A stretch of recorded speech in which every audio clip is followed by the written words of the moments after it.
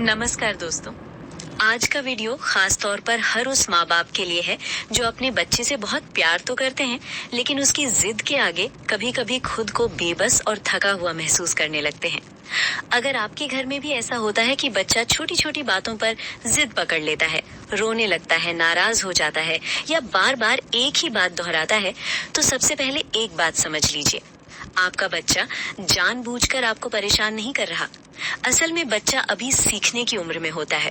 उसे ये समझ नहीं होती कि क्या सही है, क्या गलत, क्या जरूरी है और क्या सिर्फ चाहत। वो बस वही करता है जो वो अपने आसपास देखता है और महसूस करता है। अक्सर बच्चों की जिद की एक बड़ी वजह होती है कंपैरिजन। स्कूल में किसी दोस्त के पास नया बैग हो, पड़ोस के बच्चे के पास मोबाइल हो या रिश्तेदारों के यहाँ किसी बच्चे को ज्यादा अटेंशन या चीजें मिलती दिखें, तो बच्चे के मन में एक सवाल उठता है, मेरे पास ये क्यों नहीं है? और यहीं से जिद शुरू होती है। वो चीज नहीं बल्कि बराबरी और अपनापन मांग रहा होता है। अब दूसरी तरफ हम पेरेंट्स होते हैं। हम में से ज्यादातर लोग अपने बचपन की कमियों को याद करते हैं।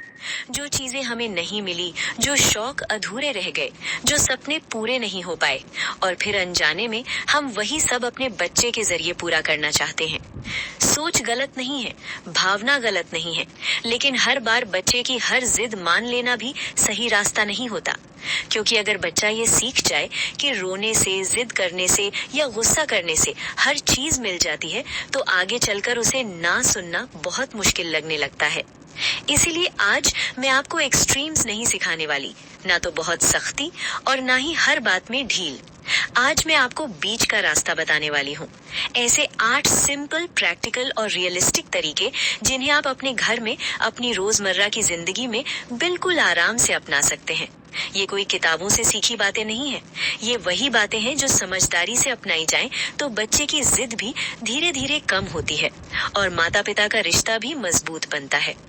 तो वीडियो को अंत तक जरूर देखिए, क्योंकि हर पॉइंट एक दूसरे से जुड़ा हुआ है और हो सकता है कि इनमें से कोई एक बात आपके बच्चे के साथ आपकी सबसे बड़ी परेशानी को आसान बना दे। पॉइंट 1, बच्चे की पूरी बात ध्यान से सुनिए। जब बच्चा कुछ मांगता है तो सबसे पहले हमारी आदत होती है उसे बीच में ही रोक देना। अभी नहीं, फालतू जिद मत करो, हर बार वही बात। अक्सर हम ये सब बिना उसकी पूरी बात सुने ही कह देते हैं, लेकिन यहीं पर सबसे बड़ी गलती हो जाती है। बच्चा जिद इसलिए नहीं करता कि उसे चीज ही चाहिए, वो जिद इसलिए करता है क्योंकि उसे लगता है कि उसकी बात सुनी ही नहीं जा रही। जब बच्चा कुछ कहे तो उस समय मोबाइल साइड में रख दीजिए, काम थोड़ा सा रोक दीजिए और शांति से उसकी पूरी बात सुनिए। न डांटिए, न टोकिए, न ये जताइए कि उसकी बात छोटी या बेकार है, बस सुनिए। कभी कभी तो बच्चा अपनी बात खुद ही बोलते बोलते समझ जाता है कि शायद ये जिद अभी जरूरी नहीं है। जब बच्चे को ये एहसास होता है कि मम्मी पापा मेरी बात सुन रहे हैं, मेरी फीलिंग्स इम्पोर्टेंट है, तो उसका गुस्सा अपने आप कम होने लगता है। कई बार जिद आधी यहीं खत्म हो जाती है, क्योंकि बच्चे को चीज से ज्यादा अटेंशन और समझदारी चाहिए होती है। याद रखिए, जिस बच्चे को सुना जाता है वो चिल्लाता कम है, और जिस बच्चे की बात को महत्व मिलता है वो जिद के बजाय बात करना सीखता है। दूसरी बात, नीड और वांट का फर्क समझाइए।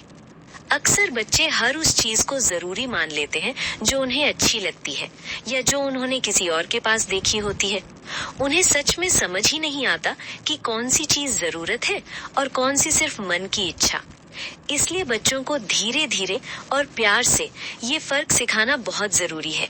जैसे स्कूल की किताबें, यूनिफॉर्म, जूते या हेल्थ से जुड़ी चीजें, ये सब जरूरत होती है जिन्हें हम बिना देर किए पूरा करते हैं। लेकिन हर नया खिलौना, हर नया गैजेट, हर बार बाहर खाना या हर ट्रेंड वाली चीज, ये सब वांट होती है, यानी अच्छी लगती है, पर तुरंत मिलना जरूरी नहीं होता। आप बच्चे को सिंपल एग्जाम्पल्स देकर समझा सकते हैं।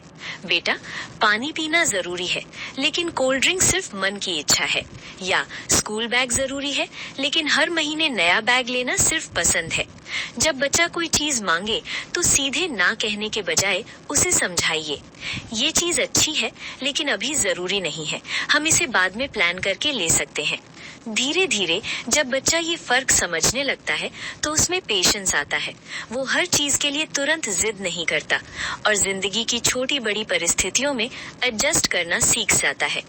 याद रखिए, नीड और वांट का फर्क जितनी जल्दी बच्चा समझ लेता है, उतना ही वो आगे चलकर समझदार फैसले लेना सीखता है और यही आदत उसे जिंदगी भर मदद करती है।